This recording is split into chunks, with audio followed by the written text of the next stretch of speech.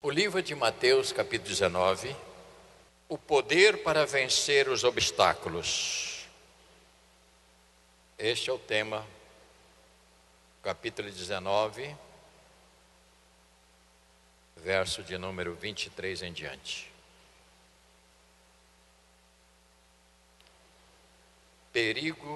O perigo das riquezas. Então disse Jesus a seus discípulos: em verdade vos digo que um rico dificilmente entrará no reino dos céus. E ainda vos digo que é mais fácil passar um camelo pelo fundo de uma agulha do que entrar um rico no reino de Deus. Ouvindo isto, os discípulos ficaram grandemente maravilhados e disseram: sendo assim, quem pode ser salvo? Jesus, fitando nele o olhar, disse-lhes: isto é impossível aos homens, mas para Deus tudo é possível. Então lhes falou Pedro: eis que nós tudo deixamos e te seguimos, que será pois de nós? Jesus lhe respondeu: em verdade vos digo que vós, os que me seguistes, seguistes, quando da regeneração, o Filho do Homem se assentar no seu trono, na sua glória, também vós assentareis em 12 tronos para julgar as 12 tribos de Israel. E todo aquele que tiver deixado casa, ou irmãos, ou irmã, ou pai, ou mãe, ou mulher, ou filhos, ou campos, por causa do meu nome, receberá muitas vezes mais e herdará a vida eterna. Porém, muitos primeiros serão os últimos, e os últimos serão os primeiros. Pai querido, abençoa esta meditação. Ajuda-nos, ó Deus, a ouvir, pelo menos ouvir. Que possamos, ó Deus, ter paciência para ouvir a Tua palavra nesta manhã.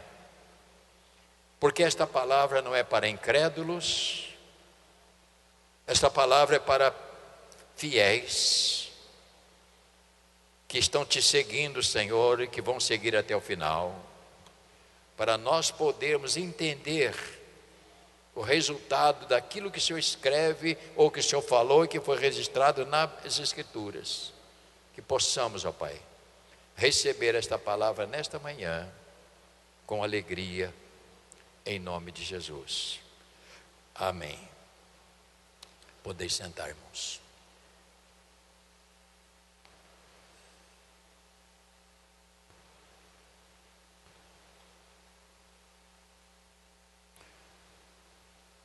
É um texto muito difícil para você. É um texto difícil, porque você já leu isso várias vezes. E essa história de passar um camelo na fundo de uma agulha é difícil, certamente não cabe, né? Capaz de não caber nem a tromba, né? Então é uma linguagem que muitas vezes, por nós não termos conhecimento bíblico da história de Israel, são coisas que a gente precisa parar para entender. Ao ler este texto, se não prestarmos bem atenção no contexto, que é o contexto? Contexto que está antes, porque aqui está falando daquele jovem rico que Jesus propôs a ele vender tudo, dar aos pobres e segui-lo. E a Bíblia diz que ele não quis. Ele achou muito triste ter que dar as coisas dele para os outros e ele preferiu rejeitar. Então esse contexto é o que está antes. Agora nós vamos pensar sobre o que Jesus falou. Podemos até pensar que a salvação está vedada para pessoas que têm riquezas, que não é verdade. Porque senão entra em choque que a salvação é para todos. Então, se ela é para todos, significa que todos têm direito e pode alcançar. E a segunda pergunta, e todos serão salvos? Eu creio que não. Mas estes são outros assuntos, porque sempre vai haver os que rejeitam. Ele falou sobre esse jovem que tinha seus bens e rejeitou o pedido do Senhor, porque ele disse: Senhor, o que eu vou fazer? Como é que eu faço? Ele disse: você conhece o mandamento? Ele disse: claro que eu conheço. Ele disse: então Jesus, você já está bem adiantado, você já está na lição boa, agora você vai, vende tudo, dá aos pobres. E a Bíblia diz que ele deixou. Por isso Jesus está dizendo que as pessoas que têm bens, eles têm dificuldade em abrir mão, não dos seus bens, mas o medo de perder. Então ele valoriza muito o que tem e esquece do mais importante, que é a alma. Quando o Senhor nos chama à salvação, Ele quer nos fazer vencedor de obstáculos. Isto é, em todos os aspectos da nossa vida, tanto na área cristã, na área da vida diária, no trabalho, enfim, em tudo que envolve a nossa vida, o Senhor quer nos fazer um vencedor de obstáculos. E nós sabemos, irmão, nos dias de hoje, que existem muitas pessoas que não estão sabendo vencer os obstáculos. Para um pode ser uma coisa, para outro pode ser outra. E nós vemos que quantas pessoas, até cristãs, não estão conseguindo vencer os seus próprios obstáculos em casa, na família e no trabalho. O problema aqui nós temos que entender é que quando você coloca o seu coração, a sua mente, todo o seu ser à disposição de Deus, Deus então tem como trabalhar, Deus tem como agir na minha e na sua vida. Aqui não está dizendo que você tem que se tornar pobre, você tem que se tornar pobre para ser rico.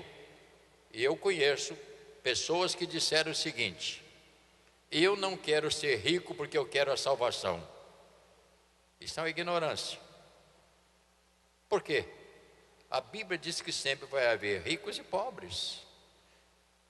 Coisa boa a pessoa que tem recurso. A Bíblia não proíbe ninguém de ter recurso, pelo contrário, devemos ter, como servo de Deus, devemos ter. Só que o problema que Jesus falou é que às vezes, por termos alguns bens, a pessoa fica prisioneira dos seus bens, e ela valoriza mais os seus bens do que qualquer outra coisa. Esse negócio de alma ser salva, esse negócio de inferno, isso é bobagem. Este é o problema, porque todos nós temos necessidade na alma de ser salvo. Então, primeiramente, eu quero desarmar isso. Se você está no caminho para ficar rico, eu vou orar para Deus te dar muita riqueza. Se você tem o seu escritório, eu vou orar para Deus mandar cliente para você ganhar muito dinheiro. Mas eu também vou orar para Deus não te fazer um mercenário, ficar prisioneiro dessas coisas. Deus não é contra você ter bens. Deus não é contra você ter um carro bom. Não é contra. Se você tem capacidade, tem posse, você tem como trabalhar, como é? Use. E não tente dar uma de humilde, não. Tem pessoas que, eu não vou comprar esse carro, o que os irmãos vão falar? E daí? Aqui não tem ninguém de olho grande, não. Negócio de olho grande é lá no mundo, né? Negócio de galho de arruda na orelha é lá fora. Aqui dentro não tem esse negócio, não. Eu fico feliz quando eu chego ali embaixo no estacionamento. O irmão vem com a chave. Aqui você. Eu digo, glória a Deus. Bom, a pessoa conseguiu. Você está entendendo? Eu tenho prazer quando a pessoa adquire as coisas. Por quê? Sinal que ele trabalhou. Sinal que Deus está ajudando. Então, tire da sua cabeça que rico não tem direito à salvação. Esta fala de Jesus criou para os discípulos um choque. Mas Jesus disse para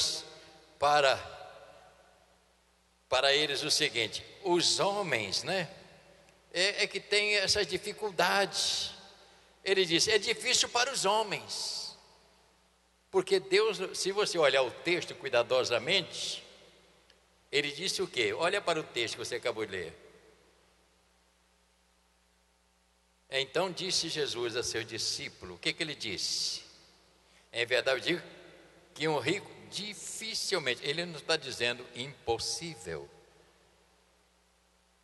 Repita comigo, porque para Deus não há impossível.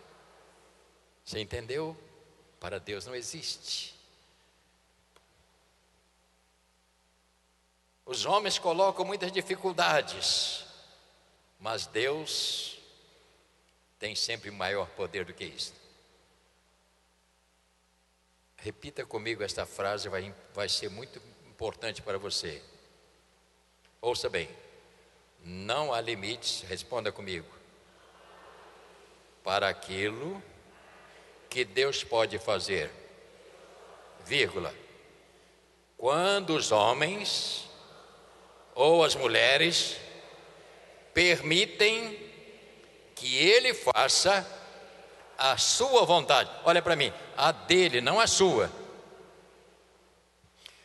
O grande problema aqui é que não há nada impossível na minha vida, na sua vida, quando nós permitimos a Deus, Ele fazer a vontade dEle, não a minha. Porque às vezes nós queremos que Deus nos obedeça fazendo a nossa vontade. E nem sempre a nossa vontade coincide com a vontade de Deus. Nós precisamos aprender esse contexto. Senhor, eu quero colocar diante do Senhor. Eu queria que o Senhor fizesse a sua vontade em mim. E aí nós entramos em choque com a nossa natureza, porque nós achamos que Ele tem que nos obedecer. Eu estou dizendo isso. Então é preciso entender que quando eu coloco a minha vida diante do Senhor, eu me coloco diante dEle e digo, Senhor, o Senhor sabe o melhor. O Senhor sabe o melhor. Não adianta você querer testar, enfrentar Deus. Não, Deus não vai te obedecer. Mas se você submeter a sua vontade a Ele. Há uma canção que diz assim: tua vontade seja feita e nada mais. Tua vontade seja feita e nada mais. Tua vontade seja feita e nada mais. Minha alma diz amém. Amém. Mesmo que em sombras eu venha caminhar, e que desprezo eu deva suportar, e minha cruz eu tenha que levar, minha alma diz amém. Amém. Você quer submeter à vontade de Deus a sua vida? Você quer submeter? Então cante esta canção. Tua vontade seja feita e nada mais. Tua vontade seja feita e nada mais. Cante. Tua vontade minha alma diz amém. Amém. Mesmo que em sombras eu venha caminhar, e que desprezo eu deva suportar, e minha cruz eu tenha que levar, minha alma diz amém. Amém.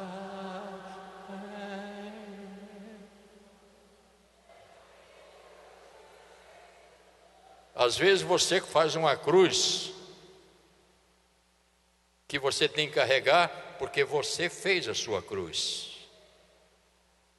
Você criou o problema, criou uma situação que você vai ter que carregar esta cruz. Não é Deus que colocou a cruz. Muitas vezes nós criamos a nossa própria cruz. De que maneira? Com atitudes erradas que tomamos, posicionamento errado, e depois queremos, ó Deus, que o Senhor venha agir. Deus vai olhar para você e dizer assim: é ruim, hein? Tu criou, se vire. Eu vejo, irmãos, que o grande problema da igreja, dos cristãos, é nós não deixarmos Deus agir na nossa vida. Ele tem que fazer a vontade dele. A oração do Pai Nosso, está tão clara essa oração.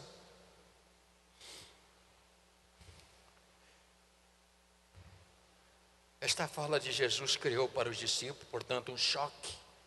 Senhor, então como é que vai ser salvo? Esta aula que Jesus deu para os discípulos, lembrando você, esta aula é para os discípulos, era para a formação deles, e Jesus aproveitou o diálogo com o jovem rico para falar da dificuldade dos ricos crerem nele. Então Jesus estava dizendo para eles: meu filho, em outras palavras, o problema... Isto, minha irmã, vai lá. A dificuldade é crerem nele.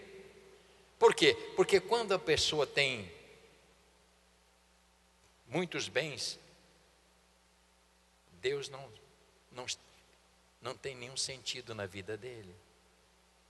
E há outros que têm e diz: tudo que eu tenho é porque Deus me colocou. E eu quero doar tudo que eu sou para Ele, porque é Ele que é o dono de todas as coisas. Eu não tenho nada. Então por isso que Jesus falou para ele, que a pessoa que tem, você vai falar, quem diria que aquele homem que tinha, era o nono mais rico do mundo aí, do Brasil, né? Ia parar na cadeia, ainda ia tirar a peruca dele.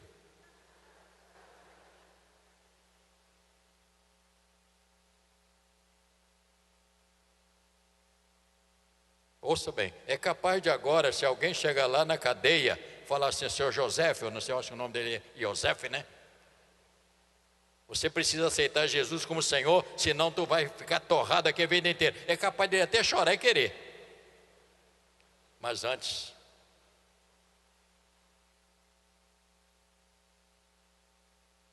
conheço um homem que nunca se firmou na igreja, porque ele batia no bolso dizendo: meu Deus está aqui, ó. Nunca conseguiu se firmar na igreja.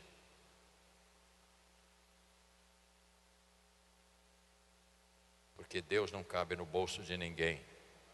Deus não cabe na sua riqueza. Deus não cabe na sua fábrica. A fábrica precisa estar sendo doada, entregue nas mãos dele, para que ele possa reger a sua vida e a minha vida.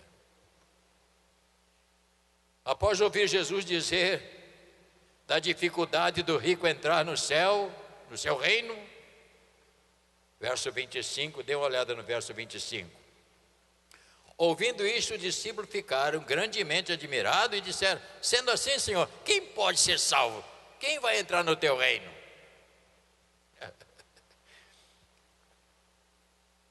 Quem pode ser salvo?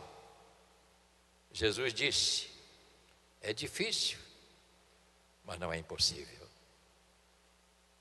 É difícil, mas não é impossível. Segundo uma história, não sei se é verídica, mas me parece que é, diz que o dono da Colgate-Palmolive são pessoas cristãs. Não sei se já ainda é vender uma fortuna, mas fiéis. Tudo que eles tinham estava à disposição de Deus. E quando você faz isto, Deus começa a trabalhar a partir do seu coração. A partir da sua entrega, Ele começa a trabalhar. Ele começa a agir. Eu tive um pastor que nós mandamos lá para Resende.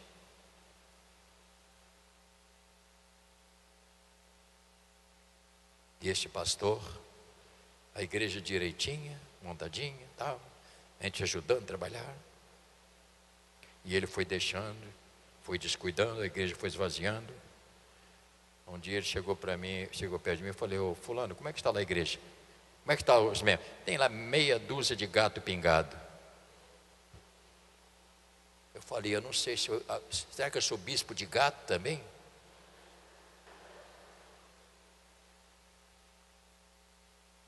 Não só ele saiu da igreja, largou a família, arranjou uma outra moça, o filho dele sofreu um acidente, ficou inutilizado assim na cadeira de roda, o mais velho. Por quê? Porque tratou as ovelhas de Deus de uma maneira pejorativa. As pessoas pensam que isso é brincadeira. Isso não é brincadeira. Eu aprendi desde cedo. Eu prego com a mesma alegria para 10, para 20, para 30, 50, para 1000. Para mim não faz diferença. Se eu chegasse aqui e só tivesse 10 pessoas, eu pregaria a mesma mensagem. Porque eu tenho respeito pelas ovelhas que Deus colocou aqui, para que eu possa cuidar. Eu não posso menosprezar.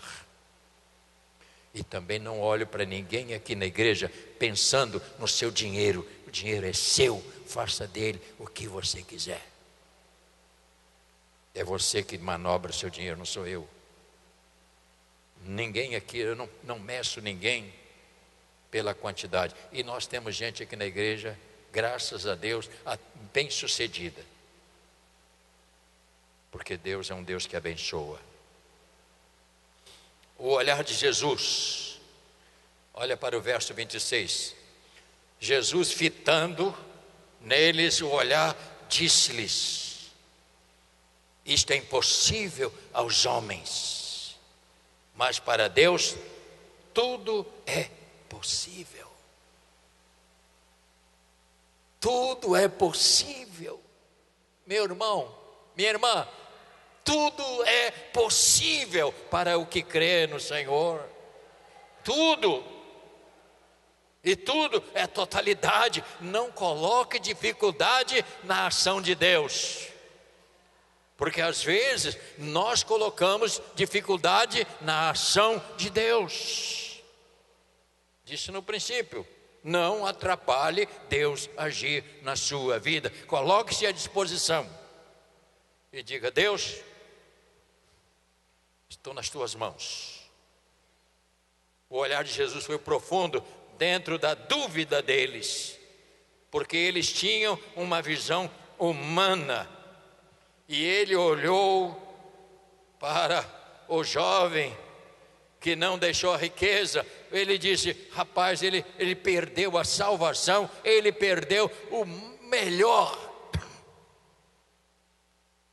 porque quis ficar com seus bens, e que Jesus não pediu nada para ele. Agora aqui nós temos aqui uma dificuldade. Dentro do próprio texto tem uma dificuldade. Vamos olhar para você ver a reação de Pedro, porque Pedro era o porta-voz de todo o grupo. Quando chega no outro versículo, então lhes falou Pedro: eis que nós tudo deixamos e te seguimos, e que será pois de nós? Pedro virou para Jesus: Jesus, olha, eu deixei tudo, mas eu quero saber o que eu vou levar nisso. Olha para mim, ninguém se torna um cristão para ter coisas. Você se torna um cristão para ser salvo. Aleluia! Você não se torna um cristão para Deus te dar casa na praia, dar não sei o quê. Isso é uma ideia que não existe na Bíblia. Pode até dar, ele é Senhor, Ele pode e deve dar, mas você jamais sirva a Deus pensando no que você vai receber, porque aos seus amados Ele o dá enquanto dormem. Aleluia! Aos seus amados. Quem são os amados? Aqueles que amam Deus acima de todas as coisas. Aqueles que colocam Deus como prioridade. Estes são os amados. Que não é que Deus ama, é que eles amam a Deus. Por isso é que Deus faz as coisas.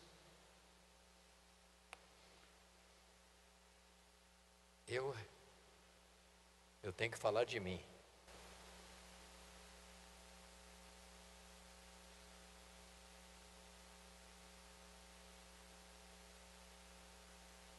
Eu nasci extremamente pobre.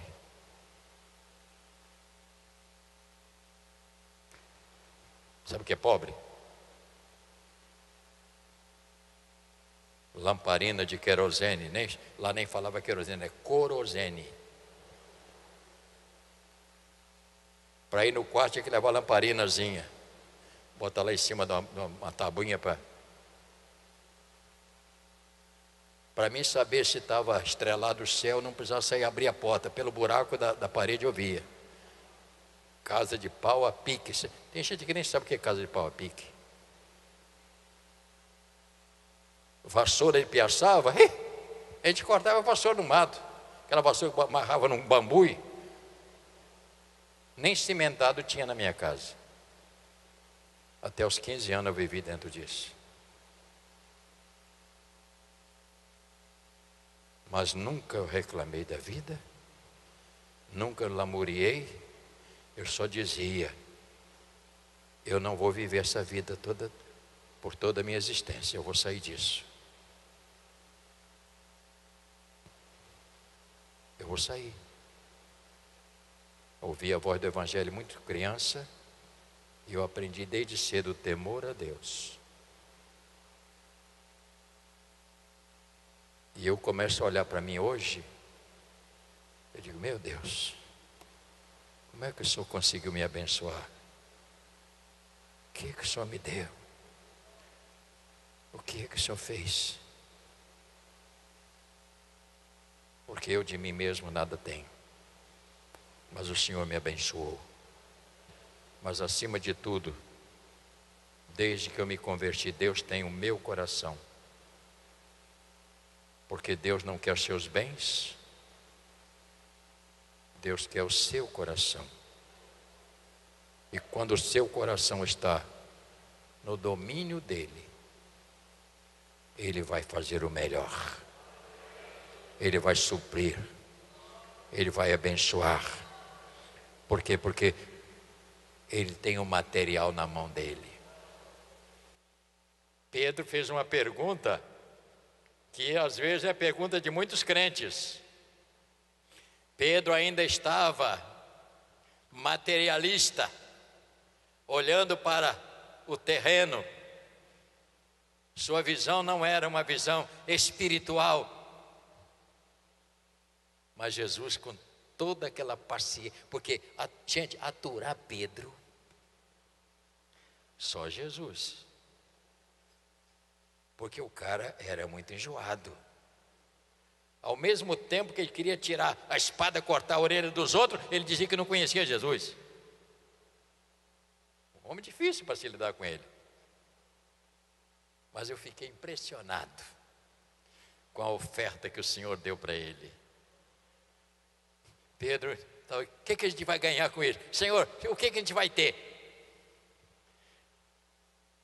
Jesus disse: os que me seguirem terão muito mais. E aqui nós vamos ver o que diz aqui o texto. Verso 28. Jesus respondeu. Olha para o verso 28, com cuidado aí. Jesus lhe respondeu: em verdade vos digo, que vós, os que me seguistes, quando na regeneração, o Filho do Homem se assentar no trono da sua glória, meu Deus, a oferta é grande demais. O que diz o texto? Também vós assentareis em 12 tronos para julgar as 12 tribos de Israel, e todo aquele que tiver deixado casa e mãe receberá muito mais, e por fim a vida eterna. Ele diz: Pedro, João, Tiago, o que vocês vão receber é maior do que estas coisas passageiras. Aleluia, você vai assentar no trono, eu também estarei lá. O novo Adão se assenta lá em cima, e você estará comigo ali para você julgar. Quer mais do que isso?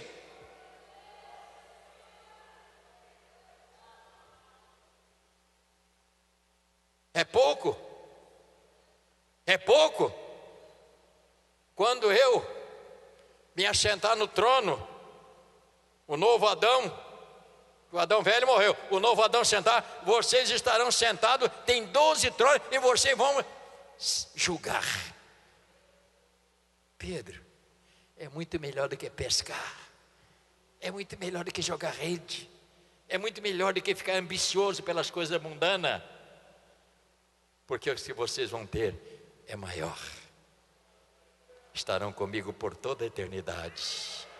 Aleluia! Glórias ao Senhor. Bendito seja Deus. Essa é a minha esperança. Quando eu sair desta vida, daqui a 50 anos, Jesus, o Senhor falou que o que eu pedi eu recebo. Então já estou pedindo um adiantamento.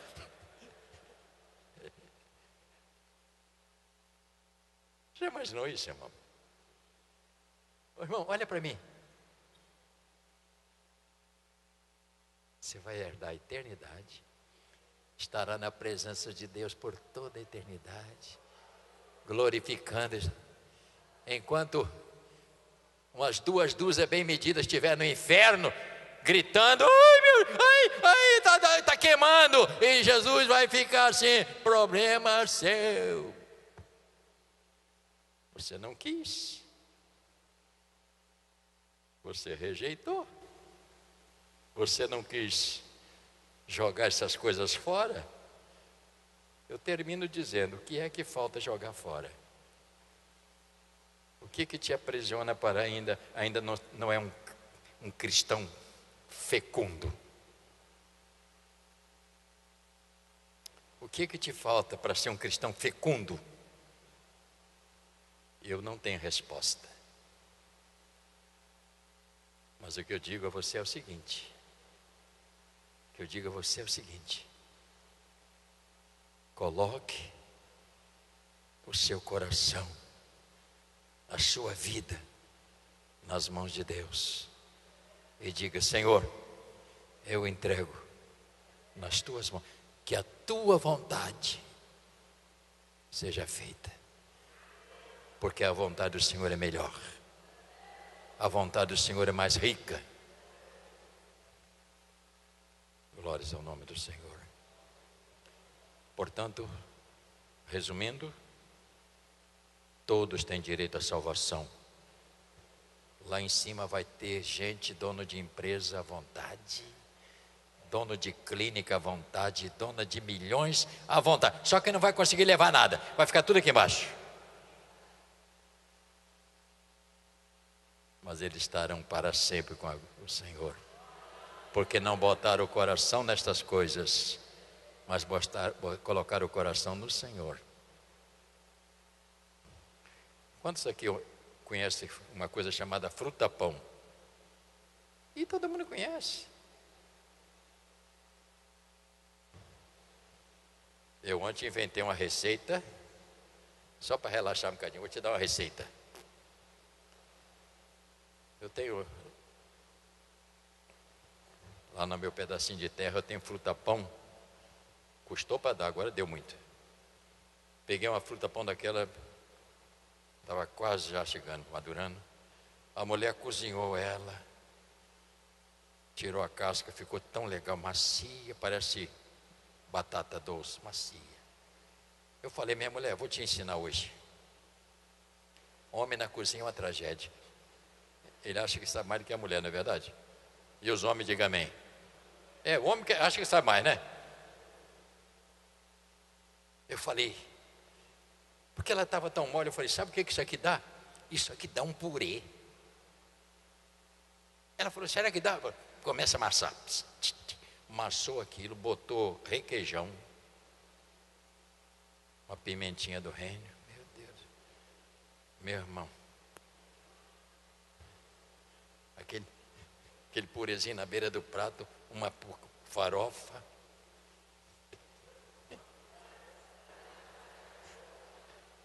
Que delícia, que delícia, bom demais. É verdade, bom demais.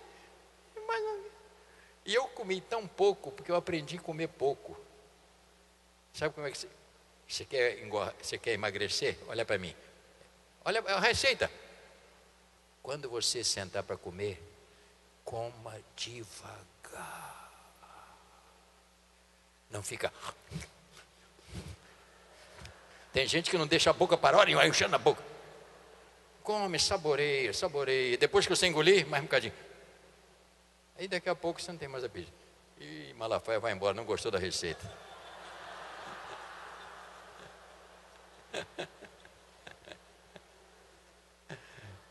Meus irmãos, olha para mim.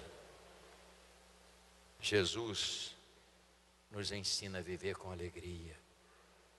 Não adianta viver aborrecido. Não adianta viver de cara feia. Ele nos dá alegria para viver. Tendo pouco ou tendo muito, glória a Ele. Tendo o pão de cada dia, glória ao Senhor. Pronto. Amanhã é dele. Vamos ficar de pé. O amanhã pertence a Ele. Você crê nisso? O amanhã, repita comigo, o amanhã está nas mãos de Deus.